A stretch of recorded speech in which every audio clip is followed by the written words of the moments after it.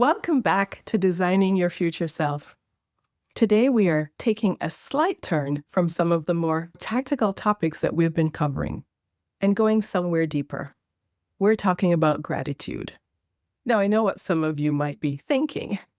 Gratitude feels like a soft territory for a leadership and career development podcast.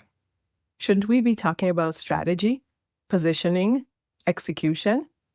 And the answer is yes, absolutely. And also, none of that works at its full potential without this. Because gratitude is not just a feel-good practice. It is one of the most evidence-based, scientifically supported tools for building the kind of mindset, energy, and resilience that high-level leadership requires. Today, I'm going to show you exactly how and give you a practical gratitude practice that you can implement immediately. Let's get into it. Welcome to the Designing Your Future Self podcast with Andrea C. McLean. This is the space where people are inspired to take charge of their lives, embrace their authentic selves, and design a future filled with confidence, purpose, and fulfillment. Hosted by board-certified life, career, and executive coach, Andrea C. McLean, each episode is packed with empowering strategies and practical tools to help you unlock your potential and create the life you've always envisioned. So, get ready to explore new possibilities, overcome obstacles, and step boldly into the future you deserve. Your journey starts now. Let's start with the research, because I want you to understand that what I'm sharing today is not wishful thinking. It is neuroscience.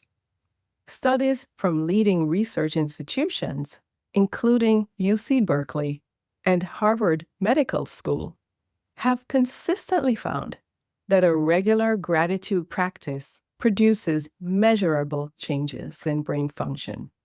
Specifically, gratitude activates the brain's reward pathways, reduces the stress response, and increases the production of dopamine and serotonin, the neurochemicals associated with well-being, motivation, and positive effect.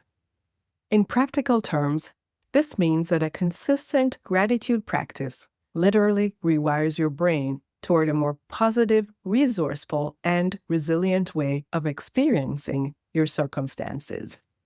For leaders, this matters enormously because the quality of your thinking, your creativity, your decision-making, your ability to see opportunities rather than only obstacles is directly influenced by your neurological state.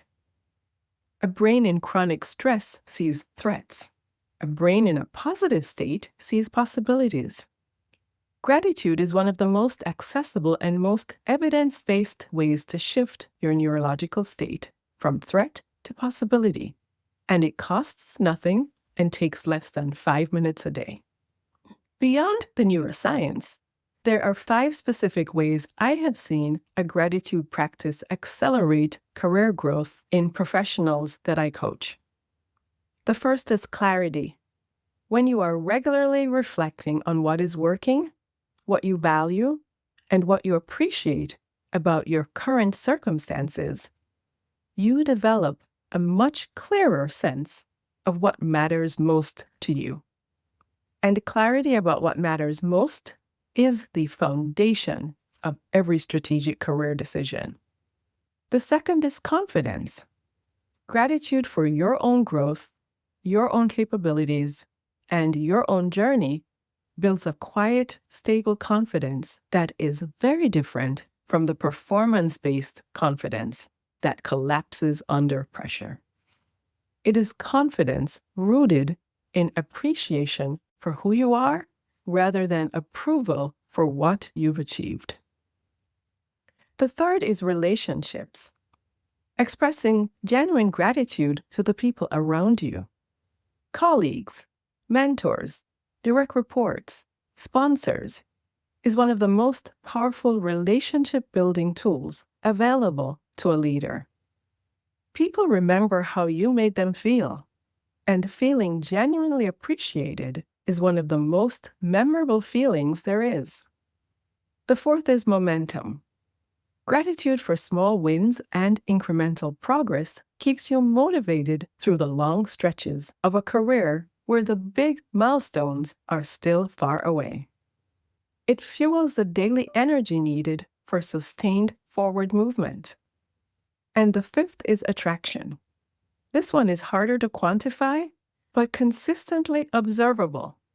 Leaders who carry a genuine sense of appreciation and abundance attract opportunities, relationships, and possibilities that leaders operating from scarcity and complaint simply do not. Before I give you the practice, I want to address 3 common mistakes that I see professionals make with gratitude. The first is gratitude as resignation. I should be grateful for what I have, used as a reason not to want more, not to advocate for yourself, not to pursue the next level. This is not gratitude. This is settling. True gratitude and healthy ambition are not in conflict. You can be deeply grateful for where you are and completely committed to growing further. The second is performative gratitude. Going through the motions of listing things that you're grateful for without genuine feeling. The research is clear. It is the felt sense of gratitude, not the intellectual exercise, that produces the neurological benefits. Quality over quantity. One thing you genuinely feel grateful for is worth more than 10 things that you've listed without feeling. And the third is gratitude only for the good. Some of the most powerful gratitude practices I have witnessed involve finding something to appreciate even in difficulty.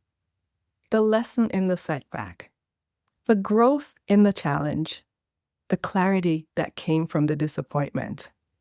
This is not toxic positivity. It is the advanced practice of gratitude, and it is one of the most resilience-building skills a leader can develop. Here is the gratitude practice. It takes 5 minutes. It works, and the research supports every element of it. Morning, 2 minutes. Before you look at your phone, before you check email, before the day takes over, write down 3 things that you are genuinely grateful for. They can be small. They should be specific. Not, I'm grateful for my health, but I'm grateful that I woke up this morning with energy and clarity. Specificity deepens the felt sense. Evening, 2 minutes. Write down 1 win from today. Not a big win necessarily, just 1 moment where you showed up, contributed, grew, or moved forward. This builds the neural association between your daily actions and a sense of meaningful progress. Over time, it fundamentally changes how you experience your career. Weekly, 1 minute. Write down 1 person you are grateful for in your professional life. And then, and this is the part most people skip, tell them. Send the email, make the call, deliver the acknowledgement. The research on expressed gratitude shows that it benefits the giver as much as the receiver, and it builds the kind of relationships that sustain a leadership career. That is it. 5 minutes practice consistently over 30 days will change the way you experience your career, your relationships, and your own potential. Here is your assignment for this episode. Start tomorrow morning. Before you look at your phone, write down 3 specific things that you are genuinely grateful for. Just tomorrow morning, that's all. 1 day at a time.